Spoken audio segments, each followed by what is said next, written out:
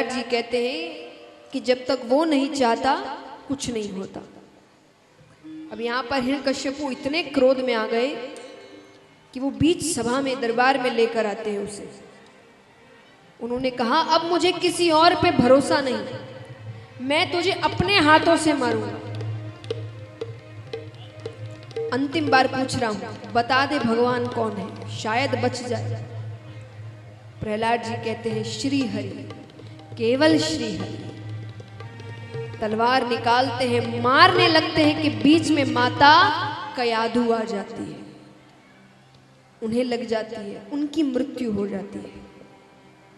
राजा ने कहा आज तुम्हारे कारण तुम्हारी माता की मृत्यु हो गई। प्रहलाद जी कहते हैं मृत्यु नहीं हुई, माता तो श्री हरि की हो गई।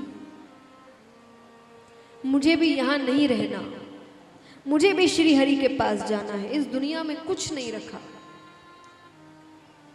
ये रोने की बात नहीं है, ये तो और भगवान को मरे शत्रु का गुणगान, हरि हरि हरि, कहां है तेरा हरि। प्रहलाद जी कहते वो हर जगह है, वो आप में है, वो मुझ में है, वो जीव में है, निर्जीव में है। हिरण्यकश्यपु कहता है निर्जीव में है, निर्जीव में है तेरा श्री हरि। बोले हाँ निर्जीव में भी है, तो क्या इस खंबे में है तेरा श्री हरि। प्रहलाद जी ने कहा इस खंबे में भी है। तो बोले मैं इस खंबे को ही तोड़ता हूं, देखता हूं इसमें से हरि निकलता है क्या। और वो उस खंबे को तोड़ने लगते हैं।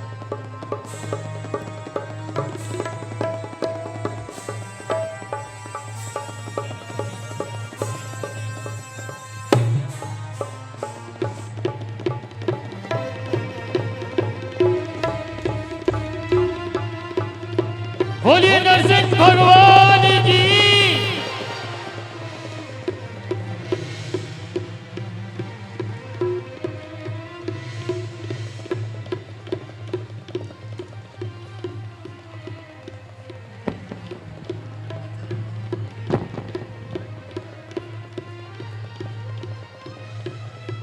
अब भगवान उसे मारने लगते हैं।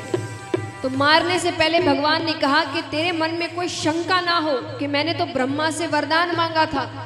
तो मैं तुझे बता दूं कि मैं ब्रह्मा के दिए हुए वरदान के दायरे में रहकर तुझे मार रहा हूं। तूने कहा था 12 महीने में से किसी महीने में ना मरूं, तो ये 13वां महीना पुरुषोत्तम महीना है। तूने कहा था ना घर के अंदर मरूं ना घर के बाहर मरूं, तो मैं चौखट पे बैठकर तुझे मार रहा हूं।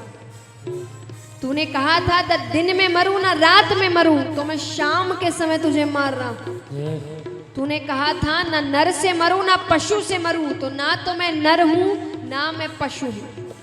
तूने कहा था ना अस्त्र से मरूं ना शस्त्र से मरूं, तो मैं अपने हाथ के नाखूनों से तुझे मार रहा हूं। तूने कहा था ब्रह्मा की बनाई हुई सृष्टि में किसी से ना मरूं, तो मैं ब्रह्मा की बनाई हुई सृष्टि में नहीं आता। और भगवान अपने हाथ के नाखूनों से चीरते हुए उसे मारते।